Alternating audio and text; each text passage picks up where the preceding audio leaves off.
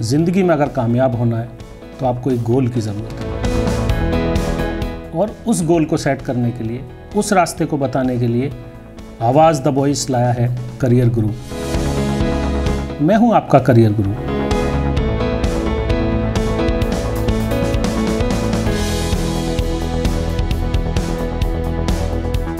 आपके पास अगर आपको लगता है कि आप बहुत क्रिएटिव हैं, आपको बहुत अच्छा लगता है ड्राइंग्स, ख़ास तौर से हमें ड्राइंग का एक्सपोजर होता है, या हमें लगता है कि हम कुछ वीडियोस को अच्छी तरह से एडिट करते हैं, हमें बहुत मज़ा आता है उसको करने में, तो आप क्यों नहीं फाइन आर्ट्स पढ़ते अपने 12th में या 11th में।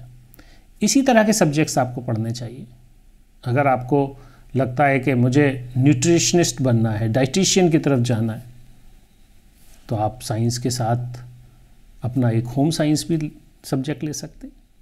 तो अभी सब्जेक्ट सिलेक्शन आपके लिए बहुत वैराइटीज़ हो गई हैं। पहले हमारे साथ काफ़ी कंस्ट्रेंट्स थे, लेकिन अगर आप देखें तो जिस तरह से अभी आपके पास चॉइसेस बढ़ी हैं, चॉइसेस हमारे पास बहुत सारी इस तरह की भी आई हैं कि हम अपने 11th क्लास में वोकेशनल सब्जेक्ट्स को भी सेलेक्ट कर सकते हैं, स्किलिंग के लिए ख़ास तौर से।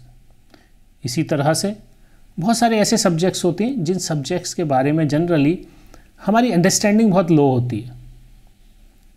Physics, chemistry, maths, biology, computer engineering, इनके बारे में बहुत लोग जानते हैं, लेकिन बहुत सारे ऐसे सब्जेक्ट्स हैं जिनके बारे में शायद कम लोग जानते हैं।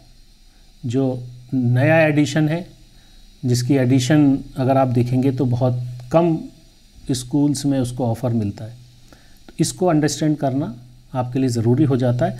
बहुत बार हमारे सामने ये कंस्ट्रेंट भी आता है कि हम जिस स्कूल में पढ़ाई कर रहे हैं वहाँ वो सब्जेक्ट ऑफ़र नहीं होता। तब आपको ज़रूर ये देखना होगा कि आपका मिलता जुलता सब्जेक्ट क्या मिल सकता है आपको। मिसाल के तौर पे, अगर आपको खेलने में मज़ा आता है तो आप फिज़िकल एजुकेशन लीजिए। अगर आपको कंप्यूटर्स में इंटरेस्ट है तो आप कंप्यूटर इंजीनियरिंग लीजिए। अगर आपको लॉ पढ़ने में अच्छा लगता है, कानून पढ़ना चाहते हैं, आप लीगल स्टडीज़ लीजिए। अगर आप बिज़नेस में जाना चाहते हैं तो आप बिज़नेस स्टडीज़ लीजिए। अगर आपको इकोनॉमिक्स में इंटरेस्ट है, आपको लगता है कि हाँ मुझे इकोनॉमिक्स पढ़नी है, तो आप इकोनॉमिक्स एज ए सब्जेक्ट लीजिए। इसी तरह हमारे पास बहुत सारे सब्जेक्ट की चॉइसेस होती है। लैंग्वेजेस, मैं कहता हूँ आप लैंग्वेजेस पे भी फोकस कर सकते हैं। आपकी ऐसी बहुत सारी लैंग्वेजेस हैं।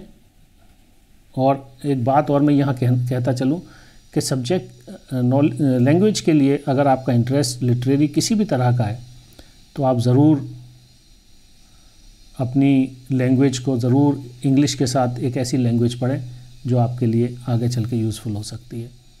आर्ट्स एंड ह्यूमैनिटीज़ के ताल्लुक़ से आपकी बहुत सारी ऐसी चीज़ें हैं, बहुत सारे ऐसे सब्जेक्ट्स हैं जिन सब्जेक्ट्स को आप लेने के बाद कॉम्बिनेशन बना सकते हैं।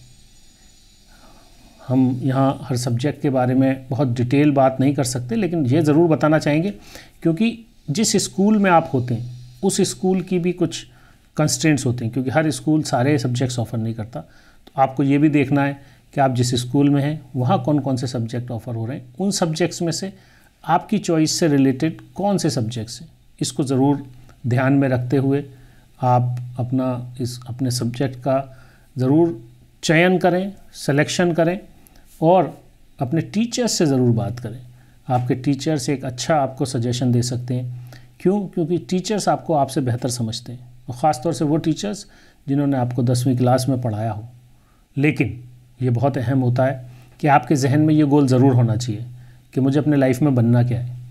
आपका कोर्स सिलेक्शन आपकी करियर से ज़रूर मैच करना चाहिए।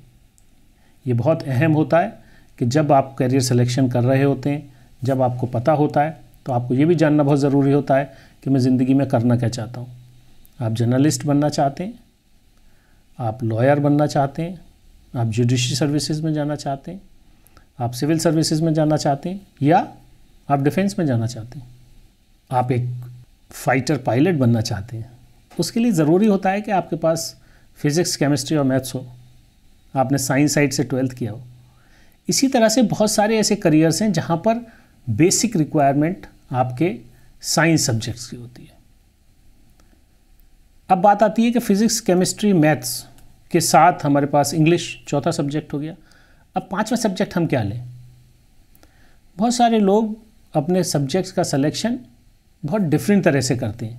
मिसाल के तौर पे कहीं पर इसलिए करते हैं कि मेरा दोस्त इस सब्जेक्ट को पढ़ रहा है तो मैं पढ़ लेता हूँ, या कुछ लोग कहते हैं नहीं आपके पास सेकंड ऑप्शन होना चाहिए।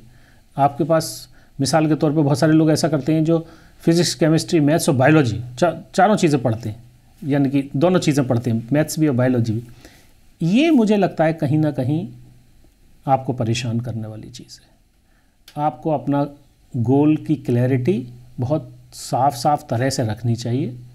कोई आपकी मजबूरी है, कोई आपका एम है, मिसाल के तौर पे आप बायोमेडिकल इंजीनियरिंग में जाना चाहते हैं तो ठीक है, ये बात समझ में आती है कि आपने मैथ्स भी पढ़ा, बायोलॉजी भी पढ़ा, लेकिन ये एक बर्डन होता है। ख़ास तौर से 11th और 12th में आपको बर्डन करता है, आपको जब 4 सब्जेक्ट एक ही इस तरह के पढ़ रहे होते हैं। इसलिए कुछ सब्जेक्ट्स ऐसे होने चाहिए जो थोड़ा जिनमें आपका वक्त बहुत ज़्यादा दरकार ना हो, क्योंकि आपको एक टाइम डिस्ट्रीब्यूशन भी करना होता है। तो आपका 5वां सब्जेक्ट फिर आपके पास फ़िज़िकल एजुकेशन एक अच्छा हो सकता है, क्योंकि उसमें आपकी एक फ़िज़िकल एक्सरसाइज भी होती है और लर्निंग भी होती है। और आजकल अगर देखा जाए तो जिस तरह से हमारे यहाँ वेलनेस की, फिटनेस की, करियर्स भी डेवलप हुए हैं, आगे चल के आप अपना करियर भी उसमें बना सकते हैं। तो आपको ये अंडरस्टैंड करना बहुत ज़रूरी होगा कि अगर आप फिज़िक्स, केमिस्ट्री, मैथ्स पढ़ रहे हैं तो आप किस तरफ जाना चाहते हैं।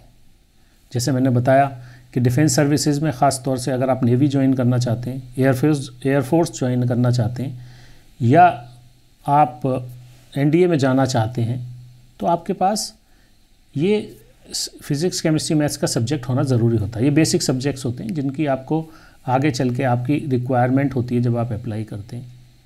उसके बाद अगर आप आर्मी में ज्वाइन करना चाहते हैं, वहाँ आपके पास एक रिलैक्सेशन होता है। तो ये डिफेंस में आपके पास ऑप्शन होता है कि अगर आप आर्मी ज्वाइन करना चाहते हैं, डिफेंस में तीनों ऑप्शन रहते हैं, उसमें आपके पास ऑप्शन होता है। तो वहाँ आपके पास अगर आपको फिज़िक्स, केमिस्ट्री, मैथ्स को नहीं पढ़ना है तो आप वहाँ छोड़ सकते हैं।